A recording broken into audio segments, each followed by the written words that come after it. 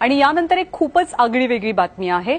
भंडाऱ्याच्या मानेगावामध्ये एक आगळा वेगळा सोहळा पार पडला। हा सोहळा मनुष्यांसाठी नव्हता, माणसांसाठी नव्हता, तर तो चक्क सोहळा होता गायींसाठी।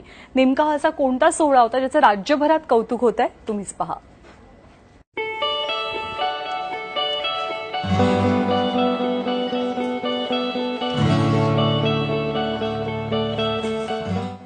भंडारा जिल्ह्यातील माने गावात आज एका वेगळ्याच सोहळ्याची लगबग सुरू आहे। डोहाळ जेवणाची। कोणाचं? तुम्हीच पहा।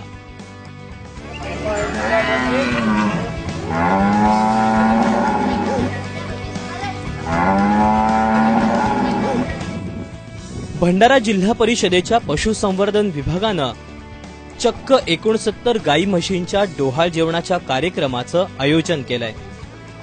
महिलांचा 7वा महिना साजरा करतात, त्यामागचं काही शास्त्रीय रिझन पण आहे, कारण आहे। आपल्या पारंपरिक पद्धतीनुसार 7व्या महिन्यापासून स्त्रीला पूरक असा पोषक आहार देणं, तिला शांतता देणं किंवा काही तिची जास्त काळजी करणं हे आपल्या ते स्त्रियांमध्ये केलं जातात। तीच पद्धत आपल्या गायींना सुद्धा लागू होते। या डोहाळ जेवणाला 56 गायी आहेत तर 12 म्हशी। काय सजावट होती! जसं बायकांचं होतं ना, अगदी तसंच डोहाळ जेवण या गायी म्हशींचंही होतंय।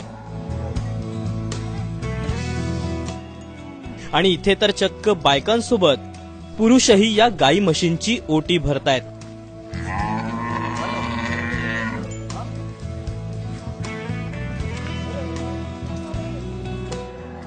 वरवर तुम्हाला हे हसण्यावरी वाटत असेल, पण खरं तर या काळात स्त्रियांप्रमाणेच गरोदर गायींची काळजी घेणं तितकंच महत्वाचं असतं।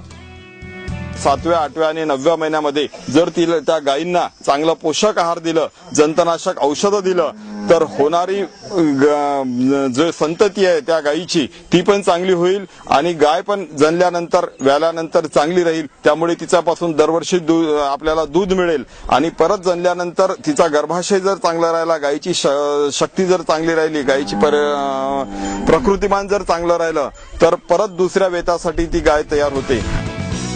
वरचेवर गावागावात अशा कार्यक्रमांचं आयोजन करण्यात आलं तर गायींची तब्येत सुदृढ राहीलच, शिवाय मिळणारं दूधही सकस असेल।